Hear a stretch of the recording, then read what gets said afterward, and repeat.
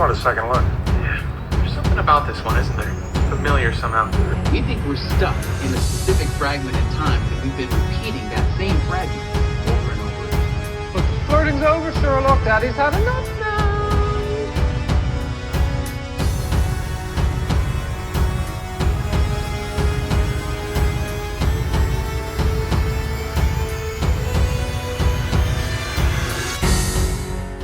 Hello and welcome to You've Seen It Before, TV Reviews, Connections in Mind. Star Trek Lower Decks has dropped its third season, all on Paramount+.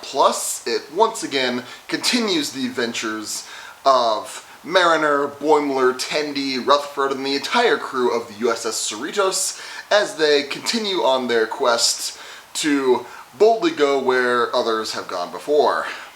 Now, this video review will contain spoilers of Star Trek Lower Decks Season 3. I'll be doing my spoiler-free thoughts first and foremost, though, so just so you know, there will be spoilers later on in this review. So with that in mind, let's get into spoiler-free thoughts on Star Trek Lower Decks Season 3. Is it a good continuation of the series? Is it good Star Trek in general? I would say yes, this is definitely... Star Trek Lower Decks has been and continues to be a very fun Star Trek series, and you know, for those who maybe aren't completely in love with all of New Trek, you know, all the live action Trek, where there's still some good stuff going on. I mean, Strange New Worlds is pretty awesome.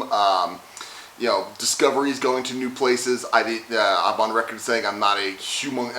Star Trek Picard has really gone downhill in my opinion. So the fact that Lower Decks still continues to be in the second era, we'll call it, of Star Trek, where, you know, the first peak, you know, we're talking, you know, TNG, DS9, Voyager era, type of references and the world of Star Trek. That's what we're focusing on in Lower Decks. The fact that we're still continuing to do it while still having its own unique identity, I think, is one where something that should not be undervalued, and I think that this show does a good job with that. And Season 3 as well is continuing that good trend, and I like the fact that with these comedy shows, I think it's very easy to undo a character development in order to create you know, tension for an episode or even two episodes, and then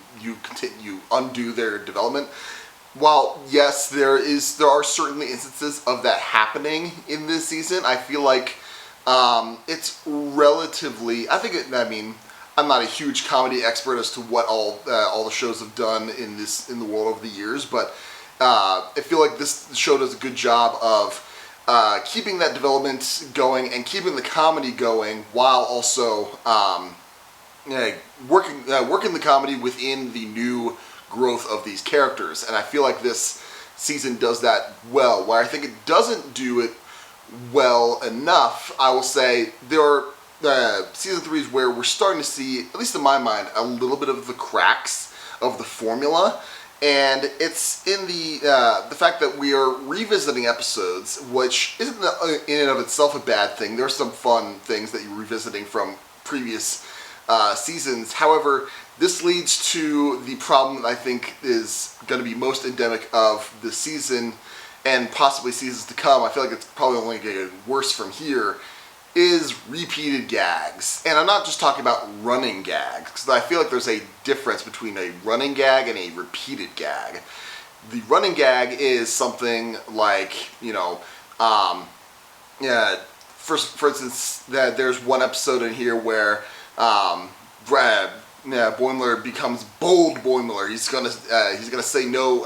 He's not gonna say no to anything. He's just gonna say yes, and that pops up again a couple of different times throughout the season, and that's a running gag. And that's probably one of my more favorite running gags of this season. A repeated gag is something like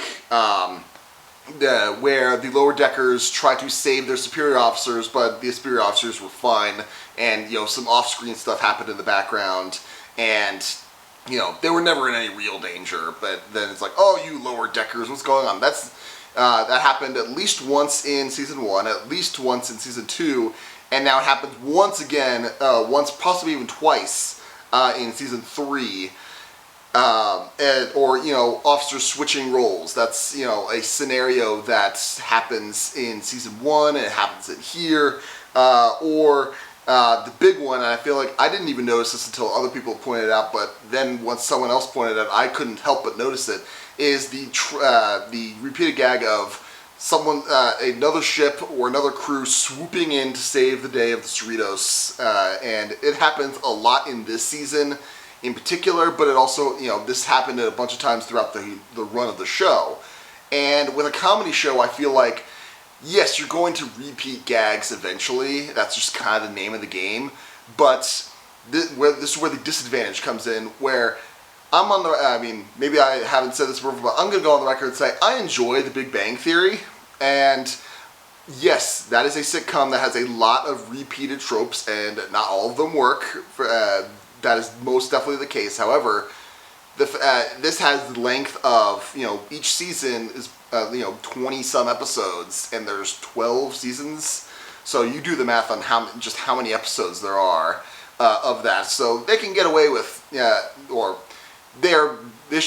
rather I should say, you can be more forgiving with them having to repeat a gag with that many episodes. Here, we're only at 30 episodes of Lower Decks so far between the 3 seasons, and that's just a little bit over a traditional network TV order of episodes. It's probably a little closer to what a network TV order would be of the original series, because the Star Trek the original series, I believe Season 1 had close to 30 episodes, so, or maybe like 28.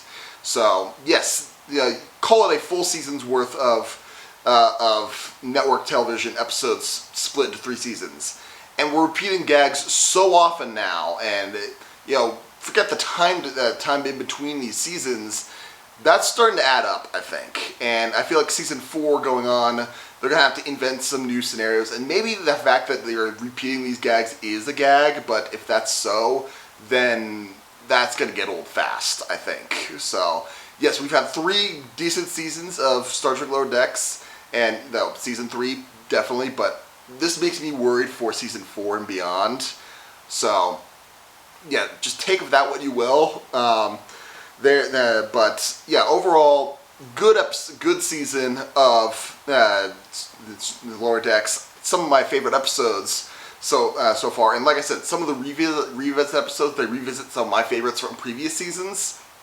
So there's that going for it. But yeah, the cracks are definitely starting to show in this season, especially. So if I was going to give Star Trek Lower Decks Season 3 a letter grade, I would say this is still an A-. Not the worst out there. It's definitely still keeping good quality, but yeah, it's definitely starting to slip, I think, or it's showing signs that it might start to slip. So with that in mind, those are my spoiler-free thoughts on Star Trek Lower Decks Season 3. Now let's get into some spoiler talk as to certain plot developments and character arcs that may seem familiar to you and where you may have seen them before.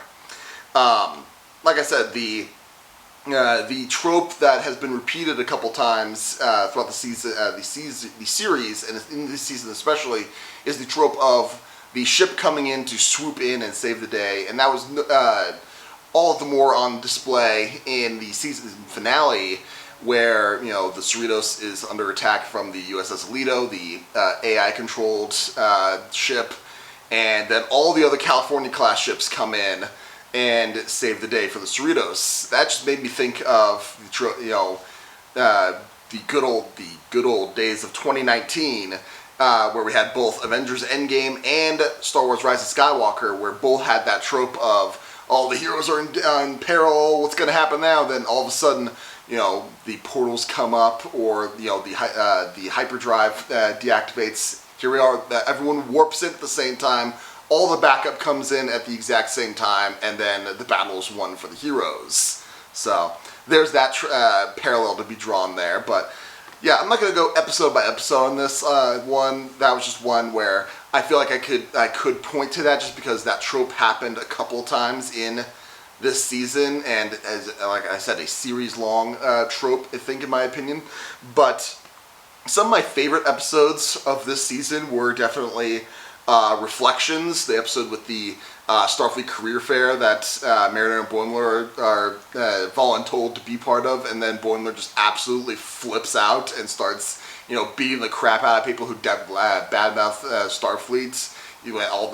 That was a hilarious, good build-up and payoff of a joke, in my opinion. Also, Hear All, Trust Nothing, which was the big Deep Space Nine reference one, where we get both Armin Shimmerman and the Visitor back in their roles. That was a fun episode, and that just all the great references to DS9 on that one. And then finally, this is for half of the episode of Room for Growth, which is the one where Boimler, Tendi, and Mariner are trying to beat out Delta Shift to rig the computer so that they can win the lottery to win the new crew cabins on Deck 1. So there's that. And then that was a fun bit. However, this is one of the biggest missed opportunities, or the biggest, WTF moments in that whole episode, is when they're trying, they're going on that Balk route through the ship, and, they go through they show the Arboretum, but then all the root systems are below them in a separate chamber, and that's where the hatch has to go through. On that one shot, there's in the background, you can see in the roots or whatever plant that is. There's a skeleton of a crewman in a uniform and everything, but then no one acknowledges it. It just goes by, and it's like, what was that? Why would you put that in there? That is dark. So that made me laugh at first. I was like, oh my gosh, what happened there? But then I was also like, wait, you're just not going to acknowledge that? And then I think it even disappears in subsequent shots. But which wouldn't be bad. It's not like a blink and you miss it thing. They hold on that shot for a good 5 or 6 seconds, so that registers with you. So I have no idea I feel like that was the biggest missed opportunity of the whole season. But overall, yeah, like I said, this show is starting to show a little bit of its cracks, but it was a fun season overall. But what did you think of Lower Decks Season 3? Did you like it? Did you not like it? What about my analysis? Do you agree, disagree? Did I miss something? I probably missed something. Let me know in the comments down below. Thank you so much for watching. I appreciate whatever audience I can get. Be sure to look for my next movie review, which will be for Black Panther: Wakanda Forever, which comes out November 11th. As well as my next TV review, which will be for Andor. I believe as right now, we have 3 more episodes left in this current run. And if you liked this video or any other video on my channel, please give me a like, share, and especially subscribe. I very much appreciate it. Again, thank you so much for watching, but just remember, there is nothing new under the sun, and yes, you have seen it before.